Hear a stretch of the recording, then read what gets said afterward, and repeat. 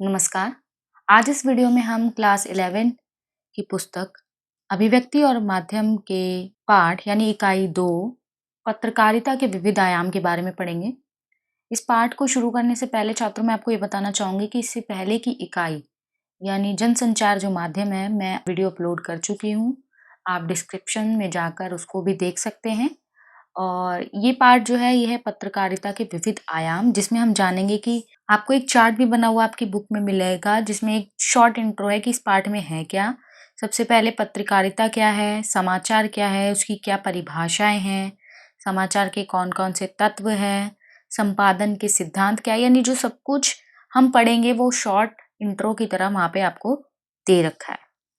तो सबसे पहले इस पाठ को शुरू करने से पहले मैं आपसे यही कहूँगी कि अगर आपको ये पाठ को अच्छे से समझना है, तो आप इस वीडियो को पूरा ज़रूर देखें। साथ ही साथ इसके रिटन नोट्स आपको पीडीएफ भी डिस्क्रिप्शन में अवेलेबल हैं। आप वहाँ से इनको डाउनलोड कर सकते हैं और मैं आपको यही सजेस्ट करना चाहूँगी कि आप अपने खुद के हैंड रिटन भी नोट्स बनाएँ। उससे क्या होगा कि आपको आगे रिवीजन में कोई दिक्कत नहीं होगी। सबसे पहले तो वीडियो ऐसा है कि आप एक बार पढ़ेंगे, आपको अच्छे से टॉपिक क्लियर हो जाएगा, लेकिन इन फ्यूचर रिवीजन के लिए आगे वाले फर्दर एग्जाम्स में भी आपको ये काफ़ी हेल्पफुल रहेंगे। तो वीडियो अच्छा लगे तो लाइक ज़रूर कीजिए, कमेंट दीजिए, साथ ही साथ वीडियो को अपने दोस्तों के साथ शेयर करना बिल्कुल भी ना भूलिए। और अगर आपने अभी तक मेरे चैनल को सब्सक्राइब नहीं किया है तो जल्द से जल्द सब्सक्राइब कर लीजिए, ताकि आगे आने वाले वीडियोस के अपडेट सबसे पहले आपको मिले, और बेल आइकन के बटन को प्रेस करना बिल्कुल भी ना भूलें। तो सबसे पहले हम जानेंगे कि पत्रकारिता क्या है। जैसा कि आप स्क्रीन पर भी देख रहे होंगे, मैंने आपको नोट्स भी अवेलेबल किए हैं, जिसमें सबसे पहला जो प्रश्न पूछा जा रहा है वो है पत्रकारिता। देखिए, जो बुक है, बुक में से ही ये सारे नोट्स मैंने तैयार किए हैं। तो ऐसा कुछ नहीं है कि आपको इनको ही इनके ऊपर डिपेंड रहना। आपको डिटेल में पढ़ने के लिए, समझने के लिए बुक को भी एक बार रीड आउट करना होगा, और वहीं से ये नोट्स तैयार किए गए हैं। और जिसमें पहला है कि पत्रकारिता क्या है, तो हमें सबसे पहले समझना होगा कि पत्रकारिता है क्या। पत्रकारिता का संबंध सूचनाओं को संकलित, यानी जो सूचनाएं हमें प्राप्त हुई है उनको एकत्रित करना, उनको इकट्ठा करना और संपादित करके आम पाठकों तक पहुंचाने से है। यानी पत्रकारिता उसे कहा जाता है जहाँ पे कोई इन्फॉर्मेशन आपको मिली है, ठीक है, तो वहाँ से उन सूचनाओं को इकट्ठा करना और उनको एडिटिंग करके यानी संपादित करके उसमें से जो वेस्ट न्यूज़ है या जो ऐसी न्यूज़ जो ज़रूरी नहीं है, वो हटा करके आम लोगों तक पहुँचाना ही पत्रकारिता कहलाता है। क्लियर है अभी तक? फिर अगला प्रश्न है कि सूचना समाचार है? कि कोई भी सूचना क्या समाचार है? हर सूचना समाचार नहीं है, क्योंकि हर तरह की कोई भी सूचना समाचार नहीं है।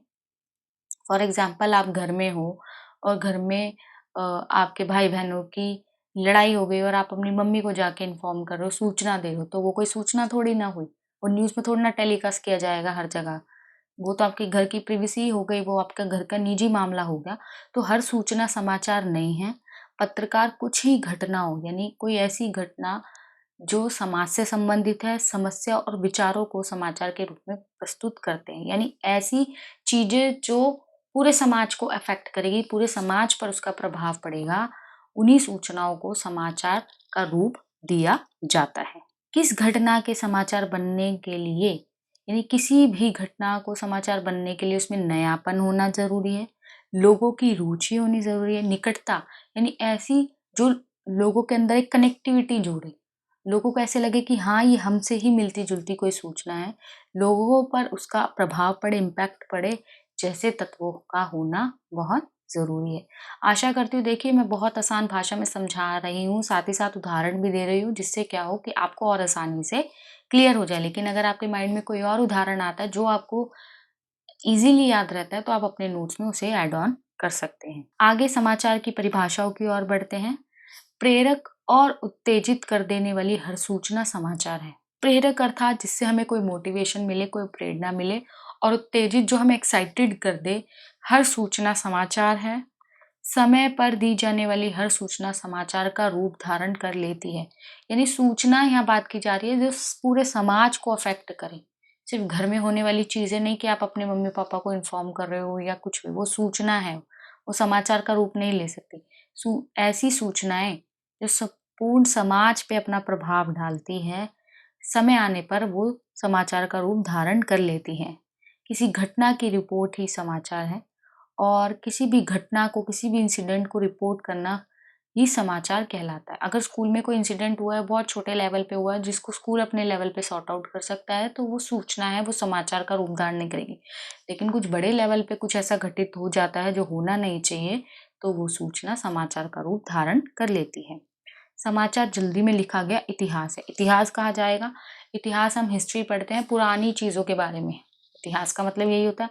लेकिन जो समाचार है वो जल्दी में, यानी थोड़ी देर पहले कुछ मिसहैपनिंग हुई या कुछ घटना हुई और उसको थोड़ी देर बाद ही लिख देना या लोगों के सामने बयां कर देना, यानी वो इतिहास ही है, वो पास्ट में घटना घट चुकी है, उसके लिए ही न्यूज़ दी जा रही है। कई न्यूज़ ऐसी होती है जो फ्यूचर में होने वाली होंगी और उनको भी लोगों के सामने प्रेजेंट किया जाता है कि इन फ्यूचर हमारे देश के प्रधानमंत्री ये बनेंगे, ये इलेक्शन हो रहे हैं, ये दवाई यहाँ आई है या आएगी, तो वो भी समाचार ही है। इस चर्चा के उपरांत अब हम समाचार को इस तरह परिभाषित कर सकते हैं, यानी अभी तक हमने जो चर्चा की है, अभी तक हमने जो डिस्कस किया है, उसको ध्यान में रखते हुए हम इस समाचार को इस तरीके से परिभाषित कर सकते हैं कि समाचार किसी भी ऐसी ताज़ा घटना जो रिसेंटली घटना घटित हुई हो, विचार या समस्या की रिपोर्ट है जिसमें अधिक से अधिक लोगों की रुचि हो, जिसमें ज़्यादा से ज़्यादा लोगों का इंटरेस्ट हो और जिसका अधिक से अधिक लोगों पर प्रभाव पढ़ रहा हो, वही समाचार कहलाता है। अब क्या है कि हर घटना, हर सूचना को समाचार का रूप हम नहीं दे सकते। तो समाचार को समाचार बनने में, यानी हर किसी सूचना या घटना को समाचार बनने के लिए इन निम्नलिखित तत्वों का होना अत्यंत आवश्यक है। अगर इनमें से एक भी तत्व उसमें नहीं है या इनमें से कोई भी तत्व उसमें नहीं है, तो वो समाचार बिल्कुल भी नहीं है। तो पहला है नवीनता। नवीनता नवीनता से पता चल रहा नयापन, यानी किसी घटना, विचार या समस्या के समाचार बनने के लिए बहुत ज़रूरी है कि वह नई हो, फ्रेश हो, कोई ताज़ी घटना हो। अगर पुरानी घटनाओं को, हम पुरानी किसी न्यूज़ को करते रहेंगे तो वो समाचार नहीं है। तो सबसे पहला है नयापन। दूसरा है निकटता, यानी बहुत क्लोज, यानी आपको बहुत कनेक्टिविटी, बहुत करीब से वो जोड़ती हो। यानी स्वाभाविक है कि लोग उन घटनाओं के बारे में जानने के लिए अधिक उत्सुक होते हैं जो उनके क्लोज बहुत घटित हुई हो, या तो वो उनके साथ जुड़ी हुई हो या उनके पास हो या उन्हीं के आसपास की किसी लोकेलिटी में हुई हो या उनके किसी नोन पर्सन के साथ ऐसी घटना घटी हुई हो, तो वो और भी जल्दी और भी तीव्रता के साथ, या उन्हीं के शहर में हुई हो, तो वो उसी के साथ जल्दी से कनेक्ट हो पाते हैं। तीसरा है उसका प्रभाव, कि समाचार का तीसरा तत्व है प्रभाव, कि उस समाचार का लोगों पर क्या प्रभाव पड़ेगा, कि किसी घटना से जितने अधिक लोग प्रभावित होंगे, उसके समाचार बनने की संभावना उतनी अधिक बढ़ जाती है। कि लोग कितना ज़्यादा, ऑब्वियस है वो उन पे इम्पैक्ट डाल रही है तभी तो लोग उसमें इंटरेस्ट ले रहे हैं। अगर वो लोगों पे प्रभाव नहीं डालेगी, लोगों को उसमें इंटरेस्ट नहीं आएगा, तो फिर लोग उसके साथ नहीं जुड़ पाएंगे और वो समाचार ज़्यादा दिन नहीं चलेगी। चौथा है जनरुचि, यानी लोगों का इंटरेस्ट। कोई भी घटना समाचार तभी बन सकती है जब पाठकों, यानी पढ़ने वालों या देखने वालों का एक बड़ा तबका, यानी एक बड़ी जनसंख्या में लोग उसके बारे में जानने में रुचि रखते हो। उदाहरण के तौर पे आजकल कोरोना वायरस की न्यूज़ एक ऐसी है जो पूरे ऑल ओवर वर्ल्ड को इम्पैक्ट कर रही है, प्रभाव कर रही है। तो सबका इंटरेस्ट है उसके अपडेट्स को जानने में, कि जो इंडिया में अब जो सेकंड टाइम कोरोना ने दोबारा अपने पैर पसारे हैं, तो उसका क्या सिम्टम्स है, क्या लक्षण है, तो सब उसके बारे में जानना चाहते हैं कि कल को खुदा ना खास्ता अगर हमारे साथ ऐसा कुछ हो तो किस तरीके से हम अपनी सेफ्टी बरतें। तो जन रुचि, लोगों का इंटरेस्ट है उस न्यूज़ को जानने में। पांचवा है टकराव या संघर्ष। लोगों में टकराव या संघर्ष के बारे में जानने की स्वाभाविक दिलचस्पी होती है।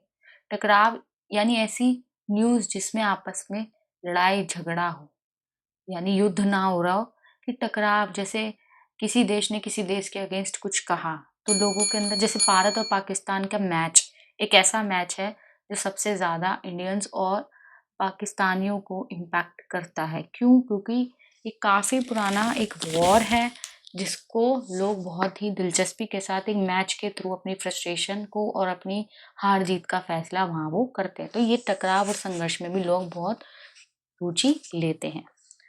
छठा है महत्वपूर्ण लोग। मशहूर जाने-माने लोगों के बारे में जानने की आम पाठकों, दर्शकों, श्रोताओं की स्वाभाविक इच्छा होती है। जैसा कि न्यूज़पेपर्स हो गए या टीवी चैनल्स हो गए, सब में एक कॉलम ऐसा ज़रूर होता है जहाँ पे फ़ेमस पर्सनैलिटीज़ या सेलिब्रिटीज़ या हमारे पॉलिटिशियंस जो राजनीतिज्ञ हैं, सबके बारे में न्यूज़ होती है, अपडेट्स होते हैं जिसको हमारा जिसके प्रति जो इंटरेस्ट है, हमारी जो रुचि है, हम उसको जानना चाहते हैं। 7वां है उपयोगी जानकारियाँ, जिससे हमें क्या जानकारी मिलती है। जैसे अनेक ऐसी, जैसे अभी मैंने कोरोना वायरस के बारे में बताया कि उससे हमें एक इन्फॉर्मेशन मिल रही है कि आगे जो कोरोना आया है, जो सेकंड इसका स्टेज आया है कि इसके कैसे लक्षण दिखाई देते हैं, पहले वाले क्या लगते हैं इस बारे में, तो हमें हमें जानकारी प्राप्त हो रही है कि कैसे हम इससे बच सकते हैं, ठीक है? या कैसे हम इसका पता लगा सकते हैं। तो अनेक ऐसी सूचनाएँ भी समाचार मानी जाती है जिनका समाज के एक बड़े तबके के साथ संबंध होता है, या ऐसी जानकारी, फॉर एग्ज़ाम्पल बच्चों के एग्ज़ाम्स चल रहे हैं या कोरोना की वजह से वो पोस्टपोन हो गए हैं या कैंसल हो गए हैं, जो भी, तो ये भी हमें जानकारियाँ यहाँ से हासिल होती हैं, ठीक है? तो ये हुई उपयोगी जानकारी, ये भी समाचार का ही रूप ले लेती हैं। 8वां है अनोखापन, यानी ऐसी घटनाएँ जो अनोखी है, जो डिफरेंट हैं। या आजकल आप टीवी न्यूज़ वगैरह में भी ऐसी न्यूज़ देख रहे होंगे कि जिसमें अनोखापन, यानी कुछ ऐसे गाँव वगैरह होते हैं जहाँ पे पाखंड वगैरह को दिखाया जाता है या अंधविश्वास को दिखाया जाता है कि ये करने से बाबा इस बीमारी को ठीक कर देते हैं। तो ये भी एक काफ़ी डिफरेंट न्यूज़ होती है, बट मीडिया को इसमें कोशिश करनी चाहिए कि इस तरह की न्यूज़ जो अंधविश्वास लोगों में उत्पन्न करे, ऐसी न्यूज़ को अवॉइड करना चाहिए। नेक्स्ट है पाठक वर्ग, 9वां समाचार संगठन समाचारों का चुनाव करते हुए अपने पाठक वर्ग की रुचियों और ज़रूरतों का विशेष ध्यान रखते हैं। यानी जो समाचार न्यूज़ है, मान लीजिए कोई न्यूज़ चैनल है, तो वो जो लोग हैं वो अपने न्यूज़ को सिलेक्ट करते हुए, ये तो है नहीं कि 100 न्यूज़ आई है तो 100 की 100 दिखाएँगे, 100 की 100 छाप देंगे। उसमें से कुछ कलेक्टिव न्यूज़ होती है जो लोगों को दिखाई जानी ज़रूरी है, जो अपने पाठक यानी जिनका जो देखने का या जो सुनने वाले हैं उनका जो इंटरेस्ट है और जो उनकी ज़रूरत है, उसको ध्यान में रखकर लोगों के सामने प्रस्तुत करना। 10वां है नीतिगत ढांचा। विभिन्न समाचार संगठनों की समाचारों के चयन यानी सिलेक्ट करना और प्रेजेंट यानी प्रस्तुति को लेकर एक नीति होती है, यानी इनके अपने भी कुछ रूल्स एंड रेगुलेशंस होते हैं। इस नीति को संपादकीय नीति भी कहा जाता है। यहाँ से ही एक आपका प्रश्न बन जाता है कि संपादकीय नीति किसे कहा जाता है। देखिए, ऑब्वियस है, सब में से कोई ना कोई प्रश्न बन रहे हैं। अगर आपने ये नोट्स देख लिए तो इसमें से आपके बहुत सारे क्वेश्चंस जो है सॉल्व हो जाएंगे, लेकिन कुछ कुछ बीच में से छोटे छोटे क्वेश्चंस हैं। जैसे एक प्रश्न आ जाएगा कि नीति संपादकीय नीति किसे कहा जाता है, तो ऑब्वियस है संपादकीय नीति उसे कहा जाता है जब कुछ समाचार संगठन समाचारों के चयन और प्रस्तुति के समय एक नीति अपने रूल्स को फॉलो करते हैं, उसको कहते हैं संपादकीय नीति। तो इस तरीके से यहाँ जो हम पढ़ रहे थे, ये पढ़ रहे थे हम समाचार के तत्व, यानी एक समाचार को समाचार बनने में इन तत्वों का होना बहुत ही ज़रूरी है। अब आगे हम बढ़ते हैं संपादन के क्या-क्या सिद्धांत होते हैं, कि एक समाचार तो चलो सिलेक्ट हो गई, किस तरीके से वो सूचना जो है समाचार बनी या घटना जो है समाचार बनी। अब वो समाचार बन गई है, तो जो संपादन है कि एडिटिंग का जो काम है, उसके क्या-क्या सिद्धांत है कि किस तरह की न्यूज़ को सिलेक्ट करना है। तो पहला है तथ्यों की शुद्धता यानी एक्यूरेसी, कि जो न्यूज़ है, अगर मैंने उदाहरण दिया था कि मान लीजिए 100 न्यूज़ है तो 100 की 100 तो प्रिंट नहीं होगी, ना ही दिखाई जाएँगी। उसमें से कुछ न्यूज़ एडिटिंग होगी, वो संपादन का काम होता है संपादक का, कि वो डिसाइड करेगा कि कौन-सी न्यूज़ बनने लायक है, जो लोगों के सामने प्रेज़ेंट होगी। तो सबसे पहले उसमें एक्यूरेसी का होना यानी तथ्यों की शुद्धता का होना, तथ्यपरकता का होना बहुत ज़रूरी है। यानी जिनको हम प्रूफ जिसको कह सकते हैं, तथ्य जहाँ लॉजिक हम पेश कर सकते हैं कि एक आदर्श रूप में मीडिया और पत्रकारिता यथार्थ या वास्तविकता का प्रतिबिंब है। यानी हम एक्सपेक्ट करते हैं कि जो न्यूज़ में आ रहा है वो सच है, वो सच्चाई दिखा रहे हैं, कोई फिक्शन स्टोरी या मनगढ़ंत कहानियाँ उसमें नहीं होती है। तो इस तरह एक पत्रकार समाचार के रूप में यथार्थ को पेश करने की कोशिश करता है, यानी जहाँ पर लॉजिक्स होते हैं, जहाँ पे प्रूफ होते हैं, वही सबसे पहले संपादन का सिद्धांत है। दूसरा है वस्तुपरकता यानी ऑब्जेक्टिविटी। अब जो तथ्यपरकता है और जो वस्तुपरकता है, ये दोनों दिखने में काफ़ी और सुनने में सेम हैं, लेकिन इनमें दोनों में समानताएँ होते हुए भी बहुत अंतर है। कि तथ्यपरकता का संबंध जहाँ अधिकाधिक तथ्यों से है, ज़्यादा से ज़्यादा लॉजिक प्रेज़ेंट करने से है, वहीं वस्तुपरकता का संबंध इस बात से है कि कोई व्यक्ति तथ्यों को कैसे देखता है, यानी उसका उन लॉजिक्स को देखने का नजरिया क्या है, कि उसका क्या। कई बार क्या होता है, कई चीजें ऐसी होती हैं जिसमें आपकी अलग राय होती है लेकिन सामने वाले व्यक्ति का उस पर अलग राय होती है। हो सकता है जो चीज आपके लिए गलत हो वो सामने वाले के लिए सही हो। ठीक है, तो ये होती है हमारी ऑब्जेक्टिविटी, हमारी वस्तुपरकता या हमारा देखने का नजरिया। तीसरा है निष्पक्षता। निष्पक्षता, एक पत्रकार के लिए निष्पक्ष होना बहुत जरूरी है, यानी वो किसी जाति, धर्म, लिंग, भेद के आधार पर भेद ना करता हो, कि वो किसी न्यूज के थ्रू हमें लगता है कि वो इस पार्टी को सपोर्ट कर रहा है या इस कास्ट के लोगों को सपोर्ट कर रहा है। नहीं, न्यूज में फेयरनेस का होना बहुत जरूरी है, और ये पत्रकारिता लोकतंत्र का चौथा स्तंभ भी माना जाता है। इसलिए पत्रकारिता सही और गलत, अन्याय और न्याय जैसे मामलों के बीच तटस्थ नहीं हो सकती, बल्कि वह निष्पक्ष होते हुए भी सही और न्याय के साथ होती है। अगला है संतुलन यानी बैलेंस। और सबसे पहले देखा जाता है कि जो निष्पक्षता है उसकी अगली कड़ी भी संतुलन है, यानी निष्पक्षता का ही एक अलग रूप इसको दे सकते हैं, एक सब पॉइंट इसको मान सकते हैं। कि कई बार देखा जाता है कि जो मीडिया है उस पर आरोप लगते आ रहे हैं कि समाचार कवरेज संतुलित नहीं है, यानी वे किसी एक पक्ष की ओर झुका है, जैसा कि हम निष्पक्ष में भी बात कर चुके हैं। ठीक है, कि वो किसी एक पार्टी की ओर, किसी लिंग की ओर, किसी एक पर्टिकुलर जाति, धर्म की ओर वो झुका हुआ है, तो यहाँ पर वो बैलेंस नहीं है। और अंतिम है सोर्स यानी स्रोत, सोर्सिंग एट्रीब्यूशन। स्रोत यानी वो न्यूज आई कहाँ से। अब देखिए, आमतौर पर पत्रकार स्वयं किसी सूचना का प्रारंभिक स्रोत तो होता नहीं है, वो तो सूचना को कलेक्ट करता है। स्रोत तो होता है कि जहां से वो घटना घटित हुई हो, और जो पत्रकार है वहां से उस घटना को या उस सूचना को अपने साथ लेकर आया है, या यहाँ वहां से उसने छानबीन की है कि क्या हुआ, कैसे हुआ, किसके साथ हुआ, कब हुआ, क्यों हुआ। इन सब चीजों को वो कलेक्ट करता है, और वहां वो उसका स्रोत होता है, और वो अपने साथ उन सूचनाओं को, उन घटनाओं को लेकर आता है। तो यहाँ पर पत्रकार को उसका प्रारंभिक स्रोत नहीं कह सकते। हाँ, वो साथ में लेकर आया है और उसके थ्रू वो हम देख पा रहे हैं, तो वो उसका प्राइमरी तो नहीं हो सकता। हाँ, बाद का वो स्रोत माना जा सकता है। तो इस प्रकार हम संपादन के सिद्धांतों को भी यहाँ पढ़ चुके हैं। अब हम पढ़ेंगे पत्रकारिता के अन्य आयाम, जिसमें है पहला है संपादकीय पृष्ठ। संपादकीय पृष्ठ यानी संपादकीय पृष्ठ को समाचार का सबसे महत्वपूर्ण पृष्ठ माना जाता है। इस पृष्ठ पर अखबार विभिन्न घटनाओं, समाचारों पर अपनी देख रखता है। इसके अतिरिक्त संपादकीय पृष्ठ पर विभिन्न विषयों के विशेषज्ञ महत्वपूर्ण मुद्दों पर अपने विचार लेख के रूप में प्रस्तुत करते हैं।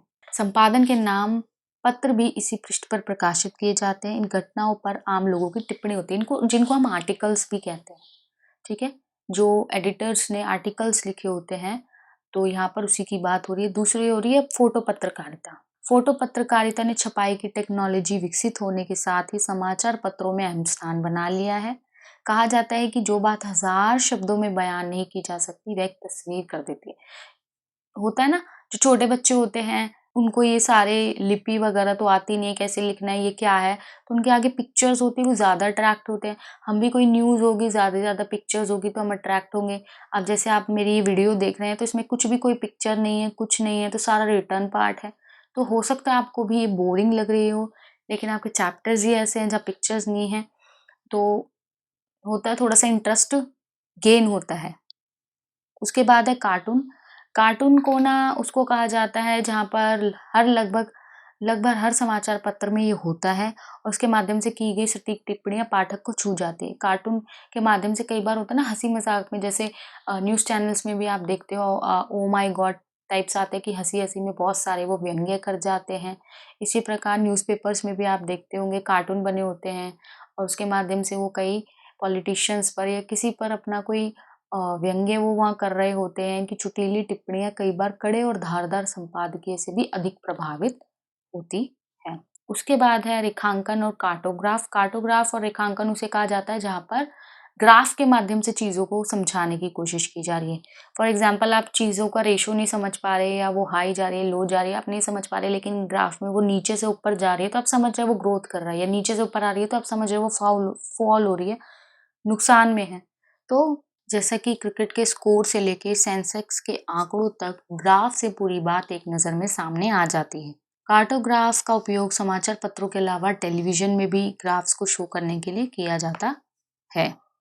अब हम बढ़ते हैं पत्रकारिता के प्रमुख प्रकार। ये सबसे इम्पोर्टेंट है कि जो पत्रकारिता है वो कितने प्रकार की होती है, जिसमें पहला है खोज परख पत्रकारिता, ये स्टिंग ऑपरेशंस, इनके बारे में भी हम डिटेल में पढ़ेंगे। दूसरा है विशेषीकृत पत्रकारिता, तीसरा वॉचडॉग पत्रकारिता, चौथा एडवोकेसी पत्रकारिता, पांचवा वैकल्पिक पत्रकारिता और छठा है पित्त पत्रकारिता, ये पेज 3 पत्रकारिता। पेज 3 तो सुनते ही आप लोग समझ चुके होंगे कि यहाँ किस चीज के बारे में बात हो रही है। पहला है खोज परख पत्रकारिता क्या है। तो ऐसी पत्रकारिता जो गहराई से छानबीन करके ऐसे तथ्यों और ऐसी सूचनाओं को सामने लाने की कोशिश करती है जिन्हें दबाने या छिपाने का प्रयास किया जा रहा हो। यह पत्रकारिता आमतौर पर सार्वजनिक महत्व के मामले में भ्रष्टाचार, अनियमितताओं और गड़बड़ियों को सामने लाने की कोशिश करती है। इसका नवीनतम रूप स्टिंग ऑपरेशन है। स्टिंग ऑपरेशन आप देखते हैं कि जो कुछ न्यूज़ एंकर्स होते हैं वो अपने बैग्स में या किसी भी थ्रू कैमरास छुपाकर या रिकॉर्डर्स छुपाकर ले जाना और छानबीन करना कि क्या चीज़ छुपाने की कोशिश की जा रही है, झूठ बोलने की कोशिश की जा रही है। तो ये हुई खोज परख पत्रकारिता, यानी ये इसका एक प्रकार है। आसान है, क्लियर है। दूसरा है वॉच डॉग पत्रकारिता। यह माना जाता है कि लोकतंत्र में पत्रकारिता और समाचार मीडिया का मुख्य उत्तरदायित्व सरकार के कामकाज पर निगरान रखना है। तो वॉच डॉग का मतलब ही यानी जो निगाह की जा रही हो और कहीं भी कोई गड़बड़ी हो तो उसका पर्दाफाश करना है। ये ऑलमोस्ट स्टिंग ऑपरेशन जैसा है, लेकिन स्टिंग ऑपरेशन में कुछ गलत हो चुका है तो उसको बाहर निकालना है। लेकिन इस पत्रकारिता में चल क्या रहा है, सरकार क्या कर रही है, क्या नेक्स्ट स्टेप उठाने वाली है, तो उन चीज़ों के बारे में अपडेट रहना है और लोगों के सामने लाना है कि जिससे कुछ भी गलत हो तो थोड़ा बहुत पहले ही लोगों को इन्फॉर्म कर दे या पहले ही लोगों को जागरूक कर दे ताकि आगे कुछ बड़ी मिस्टेक ना हो पाए। तीसरी है विशेषीकृत पत्रकारिता। ऐसी पत्रकारिता जो किसी विषय पर विशेष जानकारी प्रदान करती है। आप समझ ही गए होंगे, जो किसी एक पर्टिकुलर टॉपिक पे आपको एक पर्टिकुलर इंफॉर्मेशन देती है और पत्रकारिता में विषय के हिसाब से विशेषता के 7 प्रमुख क्षेत्र चुने जाते हैं, जिसमें है संसदीय पत्रकारिता, यानी किसी एक पर्टिकुलर कई न्यूज़ चैनल्स आपने देखे होंगे जो सिर्फ संसद भवन की न्यूज़ दिखाएँगे, कई न्यूज़ चैनल्स होंगे जो सिर्फ लोकतंत्र की, लोकसभा की न्यूज़ दिखाएँगे, कई होंगे जो हाई कोर्ट वगैरह जो कोर्ट वगैरह होते हैं, कई न्यूज़ चैनल्स होंगे या कुछ पर्टिकुलर उन पे शोज़ ऐसे आते हैं जो अ, या उनके कुछ टॉपिक डिवाइड होते हैं। जैसे मान लीजिए एक स्कूल है, स्कूल में टीचर्स अवेलेबल होते हैं, एक हिंदी पढ़ा रहा है, एक इंग्लिश पढ़ा रहा है, तो सबके अपने-अपने सेक्शन डिवाइड है, ठीक है? जो 10th क्लास की इंग्लिश है वो इंग्लिश पढ़ाएगा, जो 10th क्लास की हिंदी है वो हिंदी पढ़ाएगा। ऐसे ही न्यूज़ चैनल्स में किसी का अ, फ़िल्मी चीज़ों की नॉलेज ज़्यादा उस तरह की उसने पत्रकारिता की है तो वो उस तरह की न्यूज़, कोई पॉलिटिक्स में है तो उसकी, कोई फाइनेंस में है तो फाइनेंस की, तो कोई साइंस से, इन चीज़ों से या स्पोर्ट्स से है तो उस तरह की न्यूज़ दिखाएगा। आप सेक्शंस भी देखते होंगे न्यूज़पेपर में आता है, लास्ट में स्पोर्ट्स का सेक्शन होता है, शुरू में पॉलिटिशियंस का होता है या जनरल इन्फॉर्मेशंस होती है। फिर एक अलग न्यूज़पेपर आता है जिसमें ये सेलिब्रिटीज़ के बारे में होता है, तो जिसका जो नॉलेज होता है वो उस हिसाब से सूचनाएँ हैं, जो समाचार हैं उनको तैयार करता है। जिसमें पहला है संसदीय पत्रकारिता, दूसरा है न्यायालय पत्रकारिता, तीसरा है आर्थिक, खेल, विज्ञान और विकास, अपराध पत्रकारिता और फैशन और फ़िल्म पत्रकारिता। ईज़ी-ईज़ी चीज़ें हैं, बहुत वास्ट में दे रखी है, आपको बस अपने नोट्स रेडी करने हैं, साथ ही साथ जो आपको पीडीएफ अवेलेबल है उनको अपने पास रखना है। इससे आपका जो ये टॉपिक है अच्छे से क्लियर हो जाएगा। नेक्स्ट है एडवोकेसी पत्रकारिता। ऐसे अनेक समाचार संगठन होते हैं जो किसी विचारधारा या किसी खास उद्देश्य या मुद्दे को उठाकर आगे बढ़ते हैं और इस विचारधारा या उद्देश्य या मुद्दे के पक्ष में जनमत बनाने के लिए लगातार और जोर शोर से अभियान चलाते हैं। जैसे आप देखते हैं कई कुछ चीज़ें हो जाती है तो हैशटैग्स चला दिए जाते हैं, फिर आप अपने व्यूज़ देते हैं या उस हैशटैग्स को आज के टाइम में ट्रेंड करवाते हैं, ठीक है? तो इस तरह की पत्रकारिता को एडवोकेसी पत्रकारिता कहा जाता है, जहाँ लोगों की राय होती है और साथ ही साथ किसी चीज़ के लिए वो जो पत्रकारिता कर रहे हैं उसको उस हाइट तक पहुँचाना। नेक्स्ट है वैकल्पिक पत्रकारिता क्या है, यानी ऑप्शनल। ऐसी पत्रकारिता जो स्थापित व्यवस्था के विकल्प को सामने लाने और उसके अनुकूल सोच को अभिव्यक्त करता है, उसे वैकल्पिक पत्रकारिता कहते हैं। इस तरह की पत्रकारिता को सरकार और बड़ी पूंजी को समर्थन नहीं मिलता। यानी जो सरकार है इस तरह की पत्रकारिता को सपोर्ट नहीं करती है, ना ही जो बड़े पूंजीपति वर्ग होते हैं वो भी इसको सपोर्ट करते हैं, क्योंकि ये जो भी लोगों की बड़े-बड़े लोग हैं उनकी जो सोच होती है उसको ये लोगों के सामने ज़ाहिर करते हैं, इसलिए लोग इन्हें सपोर्ट नहीं करते। नेक्स्ट और लास्ट है पितृ पत्रकारिता या पेज 3। इससे आप भली-भांति परिचित हो गए, जो फ़िल्मी जगत से रिलेटेड जो भी होती है, कि पितृ पत्रकारिता ऐसी पत्रकारिता जो सनसनी फैलाने का कार्य करती है। ठीक है? ये 2 अलग-अलग पत्रकारिताएँ हैं। पितृ पत्रकारिता के तहत अखबार अफवाहों, व्यक्तिगत आरोप-प्रत्यारोप, प्रेम संबंधों और फ़िल्मी गपशप को संचार की तरह प्रकाशित करते हैं। ठीक है? नेक्स्ट है पेज 3 पत्रकारिता। इसका तात्पर्य ऐसी पत्रकारिता है जिसमें फैशन, अमीरों की पार्टियों, महफ़िलों, जाने-माने लोगों के निजी जीवन के बारे में बताया जाता है। यह आमतौर पर समाचार पत्रों के पृष्ठ 3 पर प्रकाशित होती है, इसलिए इसे पेज 3 पत्रकारिता कहते हैं। नेक्स्ट है इसी के अंदर डेडलाइन। दैनिक समाचार के लिए वे घटनाएं सामयिक हैं जो कल घटित हुई हैं। आमतौर पर इन ऐसी दैनिक समाचार पत्र की अपनी एक डेडलाइन होती है, तो इनको एक टाइम पीरियड के अंदर लोगों के सामने प्रस्तुत करना होता है। स्टिंग ऑपरेशन आप समझ ही चुके हैं कि छिपे हुए कैमरों के ज़रिए लोगों के जो गैर कानूनी गतिविधि है उनको लोगों के सामने लाना स्टिंग ऑपरेशन कहलाता है। अब इस तरीके से ये पत्रकारिता जो है यहाँ समाप्त होता है। आशा करती हूँ आपको बहुत आसानी से समझ आया होगा। उसके बाद भी कोई दिक्कत हो तो आप कमेंट कीजिए। कमेंट में आपकी परेशानियों को हल करने का प्रयास किया जाएगा और हल भी किया जाएगा। साथ ही साथ यहाँ जो प्रश्न हैं वो मैंने सिर्फ प्रश्न यहाँ दे रखे हैं। आपको इन प्रश्नों को खुद सॉल्व करना है और उसके बाद आपको कुछ दिक्कत या परेशानी होती है तो आप कमेंट कीजिए। मैं आपके प्रश्नों के उत्तर दूँगी। ये बहुत आसान से प्रश्न हैं जो हम ऊपर डिस्कस कर चुके हैं सारी चीज़ें। अगर आप इनको पढ़ेंगे तो आपको समझ आ जाएगा कि हाँ, ये सारे आंसर इसी में हैं और आप खुद इनका आंसर लिख सकते हैं। जैसे कि पत्रकारिता से आप क्या समझते हैं, टॉप पे डेफिनेशन भी है, पत्रकारिता क्या है इसको भी बताया गया है, समाचार भी बताया गया है, उसके तत्व भी मैंने एक्सप्लेन किए हैं, डेडलाइन अभी-अभी हमने डिस्कस किया है, संपादन के सिद्धांत हमने अभी डिस्कस किया है, पत्रकारिता के प्रकार हमने अभी चर्चा की है, पितृ पत्रकारिता, न्यूज़ का क्या अर्थ है, न्यूज़ यानी समाचार का क्या अर्थ है, संपादन से आप क्या समझते हैं, स्टिंग ऑपरेशन क्या है, वॉचडॉग पत्रकारिता, एक सफल पत्रकार को किन बातों का ध्यान रखना चाहिए, ये सारी बातें अभी हम शेयर कर चुके हैं। उसके बाद है दीर्घ उत्तरीय प्रश्न, समाचार किसे कहते हैं, उसके तत्वों पर प्रकाश डालिए।